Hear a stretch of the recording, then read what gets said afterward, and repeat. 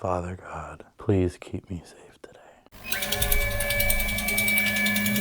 Good morning, everybody. Thank you for joining me again. Today, we are heading out of here. We gotta pack the rest of our bags and do the little tiny things that I didn't take care of yesterday. Like, I had to sleep on my bed one more time, so I'm gonna take the sheets, all that stuff, put everything in the car, and then we're gonna head out to the storage locker. Join me today, and I'm excited. I hope that you're as excited as I am. We are all packed up and ready to go. It's time to head to the storage locker. The storage locker is 2 miles away from the airport. We're gonna go ahead and take a road trip. It's about 2.5 hours. I'll see you guys in a bit.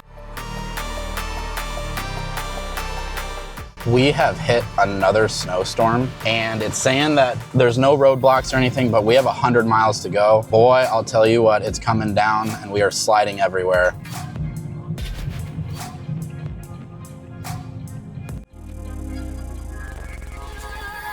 Hey, can I get a small black coffee, please?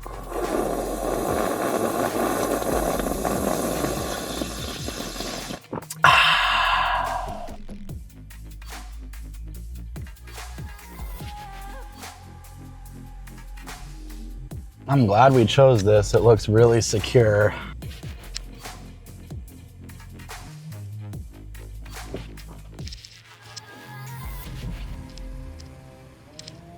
Holy crap, we are here. I got the lock. They had it right on the ground. It's ready to go. I'm gonna have to give a copy of my key to them because they're gonna be working on the fire alarm. So I'm gonna box this thing up real quick, grab all my bags, freeze my butt off, and we'll get that Uber to the airport. Morning.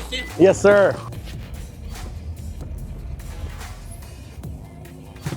We are at the airport now. We're gonna go ahead and check in. We're taking Alaskan Airlines to Seattle. We're gonna have a layover, then we're gonna go to Taipei, Taiwan, and then we'll be in Cebu City. Semi-expected this, but we are 6 hours early. I am totally fine with being early. We're so early that they won't even check my bags onto the plane. What we're gonna do is that we are gonna go ahead and edit the last video. So we're heading over to the business center. They just told me, I was like, I don't wanna sit on a bench. Is there a place with like tables and like internet and stuff? They're like, yeah, go downstairs and there's a business center. And I was like, oh, nice. So here it is, the business center. I'll be honest, guys, you are part of my business. We're gonna conduct some business together and edit this video. The quote unquote business center was just a UPS store, but I found the actual place. They told me it was a Hilton. I was like, this doesn't look like a hotel. Yeah, here it is. Can I just sit in here and do nothing? We have arrived at my office. Check it out. Clearly, I got this spot for the views and the space, but spacious desk, got a view over there. I really don't see anything wrong with this setup in any way. We finished up a little bit of video editing, and now we got our bags checked. Everything's good to go. Time to get through customs, TSA, and security. See you on the other side.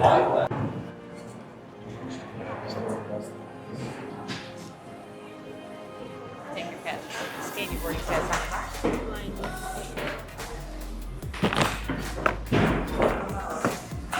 We got through security, obviously. Now, what's next is that we have to get to gate G7. I don't know if anybody out there has ever been to Chicago O'Hare, but it's literally a city. This place has multiple levels, probably over 100 different places to eat, drink food. You can stay the night, you can do banking, like it's absolutely nuts. And what I learned after I traveled to Cebu for the first time is that when somebody's traveling internationally, like myself, for example, I'm gonna be going to Seattle. From Seattle, we're gonna be going to Taipei, Taiwan. When you go inside of an airport, it's kind of like its own country. Don't check me on this. I'm probably gonna have to get the facts straight on this, but as far as I understand it, it's like an airport is like its own country inside of a country. Like you can go to pretty much any country, and as long as you stay inside the airport, you're not gonna need your visas or anything like that. They're built and designed for people to basically stay in, be able to live in, do the work that they need to do. So yeah, it's very interesting.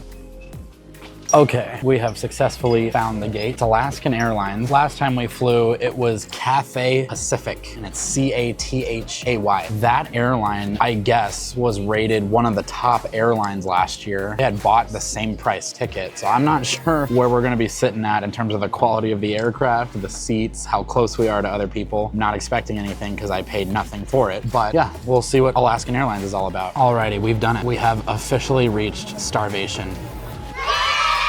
So, I'm looking and I'm trying to find something that's like in between healthy and not. I'm okay with paying $15 for a sandwich, I guess. We have a turkey something. It's toasted, looks delicious, super excited. Another thing too is I'm starting to really not care if people are seeing me film or not, because for the most part, especially in a place like an airport, everybody is so consumed in their own world. I would probably have to stand on a chair and yell in order for people to actually look at me or notice. Filming this stuff really has not been a big deal at all. I thought it was going to be a hurdle, but in actuality, it's not. The only time that I have difficulty or I'm not sure is really strict locations like banks, places that probably wouldn't want you to film and trying to sneak in a shot somehow. I've never had anything like this, but it's turkey, a super melty cheese, and green apples toasted, but it's pretty good. I like it. My apologies. I almost forgot my $5 water. We finished up with our sandwich. I am currently editing yesterday's video, and it was actually really cool. I got a comment from one of my previous videos that when putting you guys on a tripod to not use the active track, because I guess it gave somebody a headache. So maybe we'll give this a try. I'll keep you guys stationary and I won't have the camera follow me while we're sitting. But yeah, we're gonna board in about an hour. Catch you guys when we get on the plane.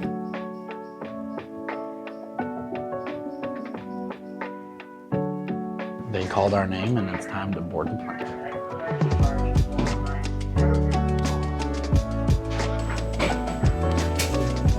Hello.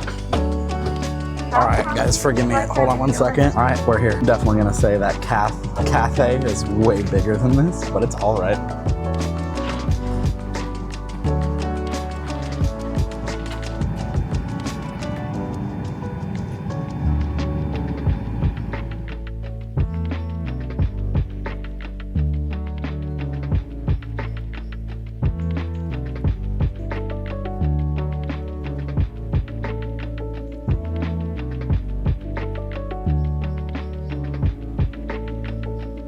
I made a major mistake. I wanted to give you guys a first-hand apology. While I was editing this video, I had the SD card from the DJI put into my computer. Now, here's the thing about this card is that when DJI copies to an SD card, they make two files. One of them is for main actual video, like the one that we're talking on now, and then it has a secondary file, and it's basically a backup or a recovery for the first one. What I do systematically is I had over 75 videos recorded from point A to point B, and then from that point I decided, or the process that I've been making is that I take the SD card, I go directly into it from the computer, I select all of the extra backup files and get rid of them because they take up space and I can't upload them into CapCut. So I was prepping the file to upload to CapCut so that way it'd just be pure video. Well, when I did that, I always do Control All, which selects all the files, and then I hold Control down and then I unhighlight the video. I did that to about 30 of them and I accidentally hit delete, which deleted all of the pre-selected files below it. So the last video that you guys just saw was the last file that I had unchecked in order to not delete it. And I gotta say, I'm very disappointed and I'm very sad. What I learned is I'm going to now take the files, copy them to a computer folder first, then go to CapCut. It adds just a little bit of time, but instead of trying to save time, just do it the right way. I did not realize that that would have been the right way. I guess you live and you learn. So I'm sorry for the cut in half video. We left Chicago and we got to Seattle, no problem. There was a 4-hour layover there. Didn't really do much besides edit. I got something to eat. That was pretty much it. From that point, flew again over to Taipei, and I will say this is the point when no sleep really started to hit. I cannot sleep in an airplane chair. Airplane chairs go back that far, and I don't know how you guys sleep in an airplane with turbulence at something past 90 degrees. It blows my mind. I went to the bathroom a couple times. 90% of the plane was able to go to sleep. I have insomnia, real insomnia, diagnosed by a doctor, so much so that I need to take Seroquel, which is a very strong sleeping medication, to be able to even go to sleep, which I had left in my medications bag that I had shown you guys earlier in the video. By the time that I had gotten to Taiwan, I think I was sitting at about 30 hours of no sleep. So I was starting to feel as though I was in a fever dream. But what was really cool is that there was a special moment that I think God had poked his head around the corner, and I want to tell you about this story. Go ahead and tell them, my child.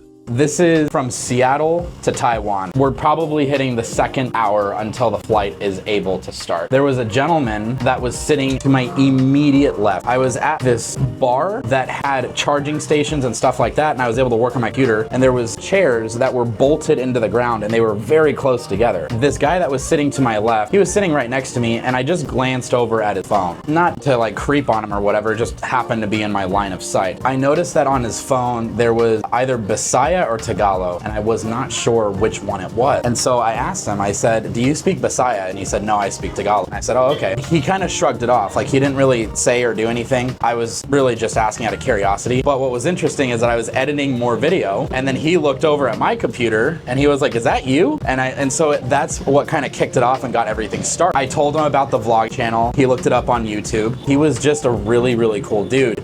His name was Emicil, and I told him that I would talk about him in a video because we talked about speaking Bisaya and Tagalog. This guy was from the Philippines, but he was a native to Canada for the past 20 or 30 years, and he was heading home to a family reunion, which is super common in the Filipino culture. Filipinos are all about family. I have yet to see another culture that is as family-oriented as this. I've seen all kinds of cultures, from the good old-fashioned American culture. I'm white, obviously. I have lived in Hispanic households as well. I have seen the Native culture as well in terms of Native Americans. Nothing comes close to how these people view their family. So yeah, he's gonna fly all the way across the world just for a family reunion. That makes a lot of sense for their culture. So we ended up talking about God after a while. One other thing about the Philippines and their culture is that most, I'm gonna say that firmly, most people here have God. It comes from Catholicism. I'd say about 80% of the country is Catholic, maybe even more than that, but they do have God. Me and him ended up talking about that, the wonders, the beauty, and the mystification that God presents somebody. By the end of it, we kind of closed up our conversation. We were about to board the plane, and he said, I want to give you something. And I was like, what is that? And he gave me a book. It's called A Bridge Across Time by Dan M. Apple, which is Appel. And this is a novel, but it has God within the story. I'd read the first few pages already, but this is what touched my heart. He wrote inside of the book, and he said, to JC, I hope you find peace and hope as you read these pages. Good luck on your new endeavor. God bless. Emicil de la Cruz. And so Emicil, I saw you look up my profile, I saw you subscribe, and I wanted to say you made an impact on me, and I sincerely appreciate what you did in terms of just a little something, a little bit of thought that went a very long way. I sincerely appreciate it. So fast forward, I'm now in Cebu. I get here, I get my bags. I had to wait about an hour to get my bag, get kind of washed up a little bit, and I walk out the door and I'm walking and I'm looking for Mari. I remember I kind of looked at the ground a little bit because I was like kind of at my phone, and then I looked up and there she was. She was stunning.